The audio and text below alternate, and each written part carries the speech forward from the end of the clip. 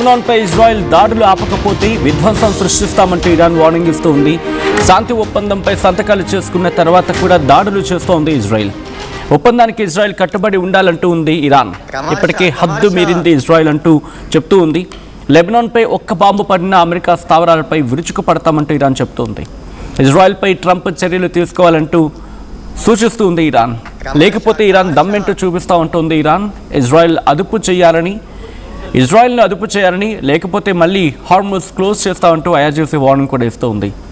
లెబనాన్పై Israel భీకర దాడులకు పాల్పడుతుంది. దానికి సంబంధించిన బ్రేకింగ్ న్యూస్ చూస్తూ ఉన్నారు. మరి ముఖ్యంగా గత కొద్ది రోజులుగా మీరు పరిణామాలు చూస్తూ ఉంటే ఈ వీళ్ళిద్దరి మధ్య డిస్కషన్స్ జరిగాయి కదా, అమెరికాకి ఇరాన్కి మధ్య శాంతి చర్చలు జరిగాయి కదా. ఈ శాంతి చర్చలు జరిగిన సందర్భంలో అక్కడెక్కడ లెబనాన్ పేరు లేదు అనేది వినిపించే మాట. అంటే లెబనాన్ పేరెత్తకుండా మొత్తం అందరూ సంయమనం పాటించాలని చెప్పి దాంట్లో రాసుకున్నారది ఇంకొక మాట. ఇప్పటి వరకు ఇంటర్నేషనల్ మీడియా ఒక 14 పాయింట్స్ ఏవో చెప్తుంది తప్ప అఫీషియల్గా ఈ పాయింట్స్ దాంట్లో ఉన్నాయని చెప్పి ఎక్కడా కనిపించట్లేదు. అఫీషియల్ కన్ఫర్మేషన్ దాదాపుగా కనిపించని పరిస్థితి ఉంది. అసలు ఇంతకీ ఏం మాట్లాడుకున్నారు, ఏ డిస్కషన్ జరిగింది, వీటి మీద కంక్లూజన్ వచ్చిందని చెప్పి. బట్ ఆ బయటకు వచ్చిన పాయింట్ల మీదే మాట్లాడుకుంటే ఇంట్రెస్టింగ్ డిస్కషన్కి దారితీస్తోంది. ఆ 14 పాయింట్లు కీలకంగా మారుతూ ఉన్నాయి. ఆ విషయాన్ని పక్కన పెడితే బట్ ఆ 14 పాయింట్లో ఒక్క కీలకమైన పాయింట్, అందరూ కూడా సంయమనం పాటించాలి, ఇరువైపులా సంయమనం పాటించాలి. కానీ ఇప్పుడు ఇజ్రాయెల్ దాడులకు పాల్పడుతూ ఉంది. ఈ నేపథ్యం ట్రంప్కి నెతన్యాహుకు మధ్య రాపిడి ఉంది. ట్రంప్ మాట నెతన్యాహు వినట్లేదు. నెతన్యాహు గతంలో కూడా వెళ్ళలేదు కదా.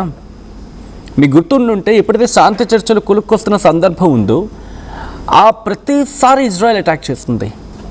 Whether it could be in Lebanon, Hezbollah పేరుతో లెబనాన్ మీద కావచ్చు, హమాస్ పేరుతో గాజా మీద కావచ్చు, హౌతీల పేరుతో యమన్ మీద కావచ్చు, లేకపోతే ఇరాన్ డైరెక్ట్గా అటాక్ చేసిన సందర్భాలు. ఇప్పుడు ఏమంటుంది, మీరు కనుక దాడులు ఆపకపోతే మా దాడులు తీవ్రతరం అవుతాయి. అమెరికాకు వార్నింగ్ ఇస్తూ ఉంది.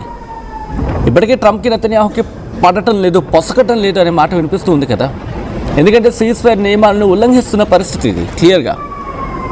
బట్ ఇక్కడ మీరు గమనిస్తే ఒక పాయింట్ అమెరికా అంటూ ఉంది, లెబనాన్ పాయింట్ దీంట్లో లేదు, లెబనాన్ పాయింట్ దీంట్లో లేదు, లెబనాన్ పాయింట్ లేదు అని చెప్పి. ఇక్కడ మరి రెండు వైపుల చర్చలు కన్క్లూషన్కి వచ్చాయి, కొలుక్కొచ్చాయి అనుకున్న తర్వాత ఒకవేళ ఉంటే ఇజ్రాయెల్ ఎందుకు దాడి చేస్తుంది, లేకపోతే ఇరాన్ ఎందుకు ఒప్పుకుంది?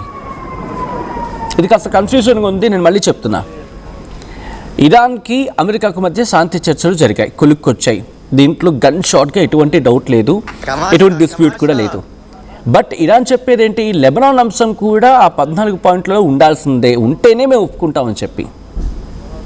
ఒకవేళ ఉంటే ఇజ్రాయెల్ ఎందుకు దాడి చేస్తుంది? అమెరికాకు చెప్పకుండా, అమెరికాకు తెలియకుండా ఇజ్రాయెల్ అయితే దాడి చేయదు. ఒకవేళ అలా చేస్తుందంటే ట్రంప్ అన్నమాట నేను కోట్ చేస్తున్నా, ఇజ్రాయెల్కి మేమే దిక్కు అన్నట్టు మాట్లాడాడు కాబట్టి. మరి అలాంటప్పుడు ట్రంప్ ఎందుకు బెదిరించడం లేదు, లేకపోతే ఎందుకు హెచ్చరించడం లేదు?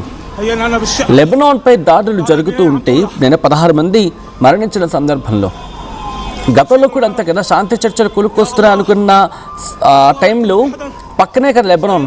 మీరు ఆ మ్యాప్ని చూస్తే ఇజ్రాయెల్ పైన ఉంటుంది లెబనాన్. ఇంకా చెప్పాలంటే వాళ్ళు చొచ్చుకు వెళ్ళిపోయారు కదా. అక్కడ ఏముంది, ఇరాన్ లెబనాన్ని ఇజ్రాయెల్ ఖాళీ చేయాలని చెప్పి.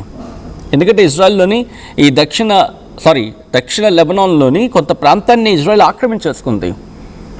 వాళ్ళ భూభాగంలోకి చొచ్చుకెళ్ళిపోయింది. గ్రౌండ్ ఆపరేషన్కి దిగిన తర్వాత వాళ్ళ భూభాగంలోకి చొచ్చుకెళ్ళిపోయింది. కొన్ని ప్రాంతాలను ఆక్రమించుకుంది దక్షిణ లెబనాన్లోని. మరి ఆ ప్రాంతాలను మళ్ళీ తమ హస్తగతం చేసుకోవాలంటే ఏం చేయాలి? ప్రస్తుతం ఇరాన్ ఇదే క్వశ్చన్ చేస్తూ ఉంది. మీరు అక్కడి నుంచి ఫస్ట్ నిష్క్రమించండి, మీరు దక్షిణ లెబనాన్ నుంచి బయటకు వెళ్ళిపోండి, ఫస్ట్ లెబనాన్ మీద దాడులు ఆపండి అని చెప్పి. ఇది మాకు కీ పాయింట్. ఆ తర్వాత హార్మోన్ స్ట్రైట్ కావచ్చు, లేకపోతే వాళ్ళ ఫండ్స్ విషయంలో కావచ్చు, దాంతోపాటు అణు విషయంలో కావచ్చు, ఇవన్నీ మా స్వతంత్రంగా మేము నిర్ణయాలు తీసుకోవాల్సిన సందర్భం. ఇక్కడ పరుల జోక్యం అవసరం లేదు, ఇక మూడో వ్యక్తి జోక్యం అవసరం లేదనేది ఇక్కడ ఇరాన్ చెబుతున్నమాట. సో లెబనాన్ మీద ఎందుకు కంటిన్యూస్గా దాడులు జరుగుతూ ఉన్నాయనేది ఇంకొకసారి ఇప్పుడు మాట్లాడుకుందాం బ్రీఫ్గా. హెజ్బుల్లా ఎవరైనా కొత్తగా చూడంటే వాళ్ళకి జస్ట్ ఒక బ్రీఫ్ చేసే ప్రయత్నం. హెజ్బుల్లా ఇది ఒక గ్రూప్. ఎవరు? ఇరాన్కి మద్దతుదారులు. వీళ్ళు ఇక్కడ ఉగ్రవాదులు అనేది ఇజ్రాయెల్ చెప్పే వర్షన్. లేదు మా సానుభూతి పరులు ప్రపంచం కోసం పనిచేస్తున్నారని చెప్పి ఇరాన్ చెప్తూ ఉంటుంది. ఇక్కడ ఎవరి వర్షన్ వాళ్ళది. సో హెజ్బుల్లా పేరుతో ఎలాగైతే గాజాలో హమాస్ పేరుతో గాజాని పూర్తిగా సర్వనాశనం చేసేస్తుందో అక్టోబర్ 7 ఘటన తర్వాత చూశారు. అక్టోబర్ 7కి ఇటు హమాస్ కొంతమంది వెళ్ళి ఇజ్రాయెల్లో ఆ రోజు ఈవెంట్ జరుగుతూ ఉంటే ఆ ఈవెంట్లో దాడి చేయడం, వందలాది మందిని అక్కడి నుంచి అపహరించకపోవడం, కొంతమందిని కిడ్నాప్ చేయడం, ఇది చేసిన తర్వాత ఇంకా ఆ రోజు మొదలైంది 2022-23 I think October 7 October date అయితే గుర్తే, అప్పుడు మొదలైంది ఇది. ఐ థింక్ 2023 అనుకుంటాం, అప్పుడు మొదలైంది. అప్పటి నుంచి కంటిన్యూ అవుతానే ఉంది హమాస్ అక్కడ. సో ఇక్కడ ఆల్రెడీ ఇజ్రాయెల్ చెప్పుకొచ్చింది. హమాస్ అయితే 90% క్లియర్ అయిపోయింది. నెక్స్ట్ మా టార్గెట్ హెజ్బుల్లా, లెబనాన్లో అని చెప్పి. మీరు గట్టిగా గమనిస్తే లెబనాన్ మీద చాలా గట్టిగా పట్టుపడుతుంది ఇరాన్. ఎందుకంటే ఇక్కడ ఒక సొరంగ మార్గం ఉండేది, లేకపోతే ఉంది. ఆ సొరంగ మార్గం ద్వారానే ఇరాన్ నుంచి లెబనాన్కి కొన్ని సప్లై చైన్స్ ఉన్నాయనేది ఒకసారి న్యూస్ అవుట్లెట్స్లో కనిపిస్తూ ఉంటుంది. We don't know how far it is true. ఎందుకంటే జియో పాలిటిక్స్లో ఏది సత్యం ఏది అసత్యం అనేది అంత వేగంగా ధృవీకరణకు రాదు. కొన్నిసార్లు ప్రాపగెండా ఉంటుంది, కొన్నిసార్లు పర్సెప్షన్స్ ఉంటూ ఉంటాయి. సో ఇన్ని జరిగే సందర్భంలో ఇప్పుడు ఇజ్రాయెల్ మీద దాడికి మళ్ళీ వెళ్ళే అవకాశం ఉందా ఇరాన్? ఒక్క మాటలో చెప్పాలంటే మళ్ళీ ఇక్కడ ఇది శాంతి చర్చలకు లేకపోతే ఆ cease fire, so called cease ఫైర్కి తూట్లు పొడిచినట్టే. మళ్ళీ ఈ శాంతి ఒప్పందం కనీసం 3 రోజులు కూడా శాంతంగా జరగలేదు అనుకోవాలి. ఈ కథనం మిమ్మల్ని కాస్త కలవరపరచచ్చు. దీనికి సంబంధించిన జాగ్రత్తలు తీసుకోవాలని ఆర్టీవీ సూచించడం జరుగుతోంది. This is a disturbing content. Video description is highly advised. Visuals చూద్దాం.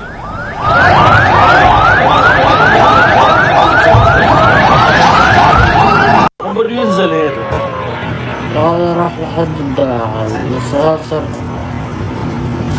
انسى تماشاك.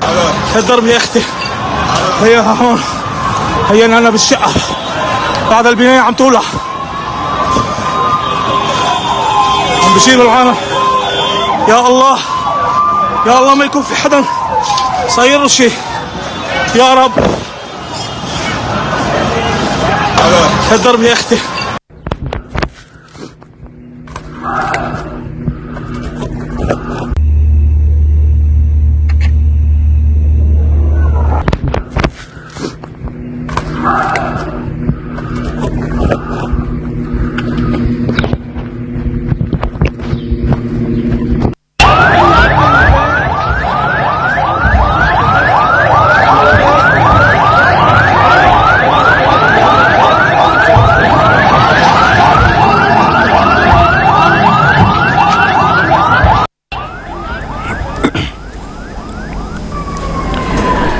నిన్న జరిగిన దాడి ఆ విజువల్స్ మీరు చూస్తూ ఉన్నారు. లెబనాన్ మీద విరుచుకుపడుతుంది ఇజ్రాయెల్.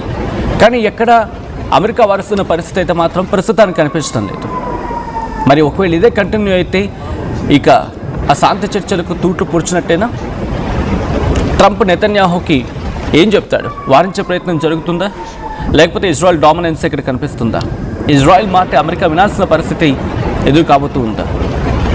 మీ లేకపోతే ఇజ్రాయెలే లేదు అని చెప్పి అన్నట్టుగా, అంటే మే లేకపోతే ఇజ్రాయెల్ ఏమంటారు ఎగ్జిస్టెన్సే లేదు అనే అర్థం వచ్చేలాగా ట్రంప్ మాట్లాడిన రోజులు గుర్తొస్తూ ఉంటాయి.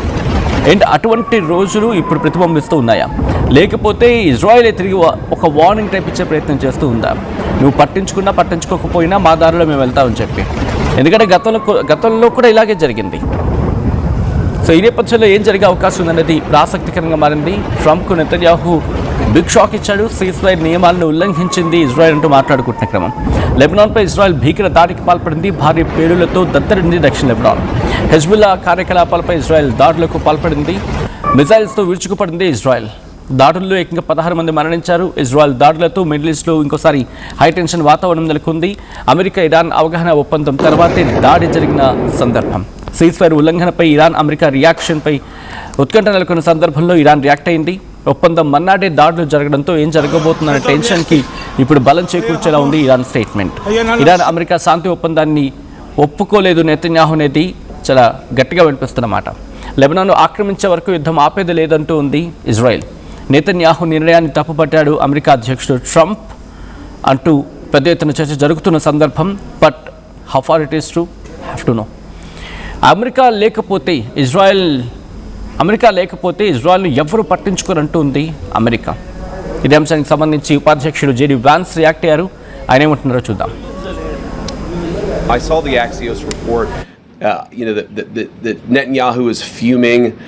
That's not reflective of the conversations that I've had with him, but maybe he's saying something to somebody else that he's not saying to me. What I will say, and this does bother me, is that you have seen people within Bibi's cabinet who have come out and attacked the deal, and in some ways very personally attacked the President of the United States. And I guess my message to them would be twofold.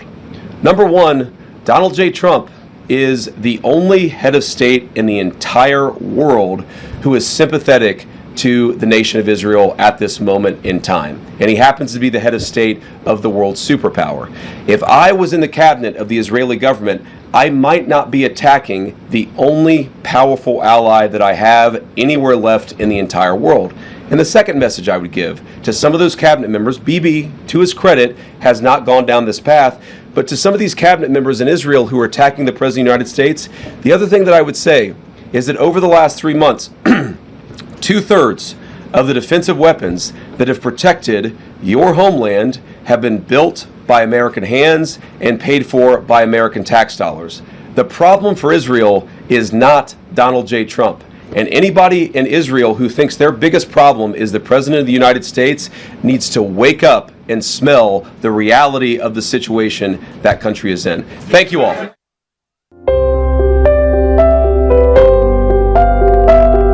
చిన్న చిన్న ఆనందాలు 35 ఏళ్లుగా నా జీవితంలో లేవు. 35 ఏళ్లుగా నేను డైపర్లలో బ్రతికాను. 6 సెంటీమీటర్ల ఫిస్టులా నా మూత్రాశయంలో లీకు కారణమైంది. ఎవరూ నాకు సహాయం చేయలేకపోయారు. AINUలో వైద్యులను కలిసే వరకు. అక్కడ వారు రోబోటిక్ శస్త్రచికిత్సతో నాకు పరిష్కారం ఇచ్చారు. వారు నా ఆత్మవిశ్వాసాన్ని కూడా తిరిగిచ్చారు.